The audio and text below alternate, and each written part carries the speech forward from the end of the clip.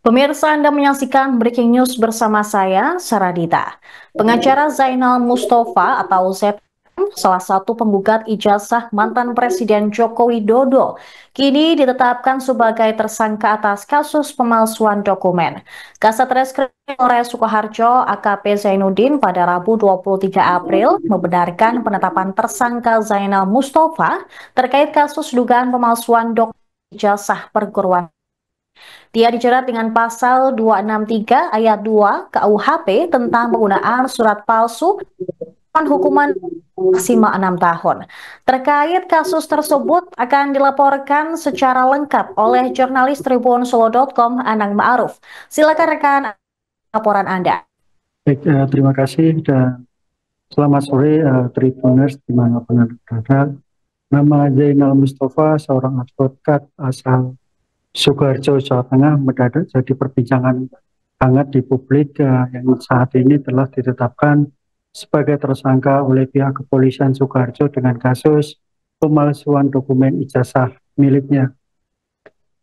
Sosok Zainal Mustafa diketahui dia pernah menyalonkan atau nyalek pada waktu pemilu kemarin sebelum ia dikenal sebagai salah satu anggota tim yang bergabung dalam julukan tipu UGM atau dikenal dengan tolak ijazah palsu usaha gak punya malu yang menggugat mantan Presiden ke-7 yakni Joko Widodo. Amin satu persidangan di Pengadilan Negeri Surakarta besok, ternyata Zainal Mustafa ini ditetapkan tersangka oleh pihak kepolisian Sukoharjo.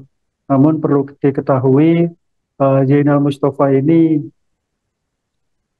dilaporkan oleh seorang pelapor bernama Asri pada 16 Oktober 2023 lalu, di mana Asri ini mencurigai proses pendidikan Zainal Mustafa, di mana waktu itu Asri ini melakukan pengecekan di Dikti Semarang, dan ternyata di Dikti Semarang di sana Asri ini menemukan fakta baru, yakni bahwa Zainal Mustafa ini merupakan mahasiswa UMS yang sudah transfer atau pindah ke Universitas Surakarta atau dikenal dengan UNSA di Kota Solo.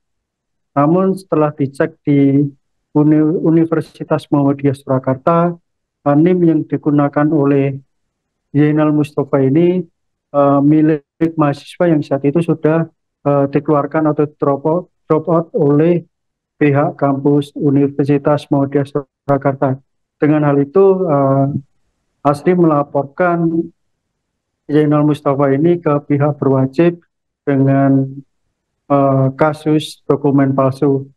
Dan 2 tahun kemudian, atau tepatnya pada tahun 2025 ini, akhirnya pihak kepolisian dengan penyidikan dan bukti-bukti yang akurat menetapkan Zainal Mustafa ini sebagai tersangka dengan kasus pemalsuan dokumen dengan pasal 263 ayat 1 dengan hukuman penjara maksimal 6 tahun.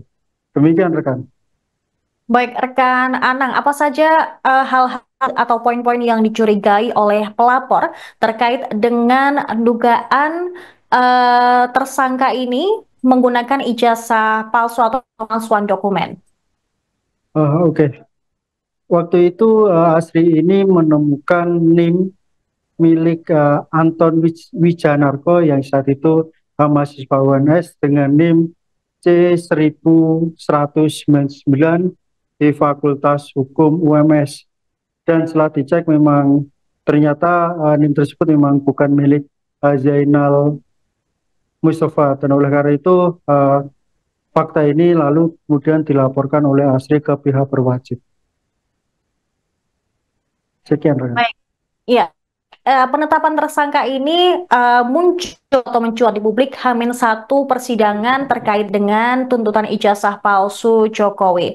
Nah, apakah dari pihak tersangka sendiri nantinya akan melakukan langkah hukum terkait dengan penetapan tersangka ini?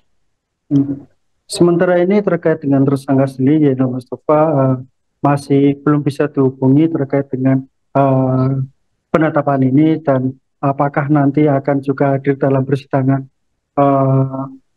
gugatan besok, saat ini juga belum diketahui. Nah, nanti kami akan memberikan update terbaru rekan untuk kelanjutannya tersangka ini. Sekian. Baik, terima kasih rekan Anang Ma'ruf, jurnalis tribunnews.com atas laporan Anda. Selamat kembali bertugas. Berapa dan pasalnya apa?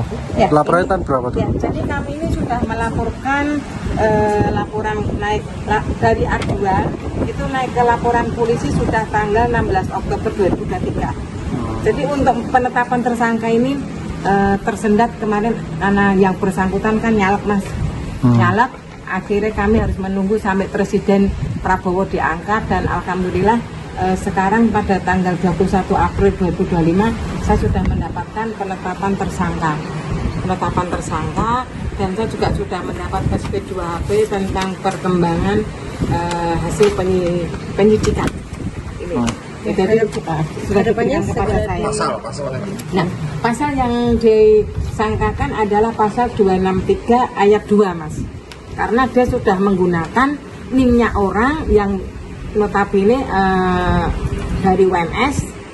Kami ketahui itu baru tahun 2019, yang mana pada tahun 2019 kami kan mengecek ke Dikti Semarang. Akhirnya kami mendapat jawaban yang intinya bahwa yang bersangkutan ini adalah pindahan dari UMS gitu, terus kuliah di Unsa.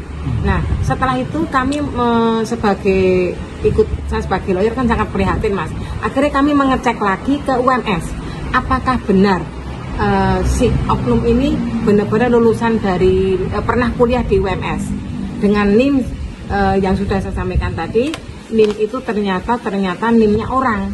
Kami mengecek ke UMS, Mas, benar-benar pada tahun 2020 saya mendapatkan surat bahwa dari keterangan dari pihak UMS itu NIM-nya Anton Wijanarko, yang notabene mahasiswa tersebut tidak berlangsung kuliah di situ, akhirnya dipakailah oleh oknum tersebut tanpa izin. Nah, setelah ini apa harapannya, Bu? Harapan saya segera ada pemeriksaan tersangka, dan harapan saya oknum ini karena pasalnya di atas 5 tahun mohon ditahan, diamankan. Karena biar tidak ada korban-korban yang lain, karena oknum ini menggunakan gelar sarjana hukum untuk menjadi pengacara itu dengan cara yang tidak benar, menggunakan nilainya orang. Nah, oleh karena itu saya sangat apresiasi sekali kepada jajaran penyidik Polres Sukoharjo beserta Bapak Kapolres yang baru begitu cepat merespon keluhan saya, perkara saya ini langsung bisa menjadi penetapan tersangka, dan saya sangat apresiasi kepada Pak Kasat, Pak Kapolres serta jajaran penyidik. Semoga nanti segera bisa di P21. Download Tribun X sekarang, menghadirkan lokal menjadi Indonesia.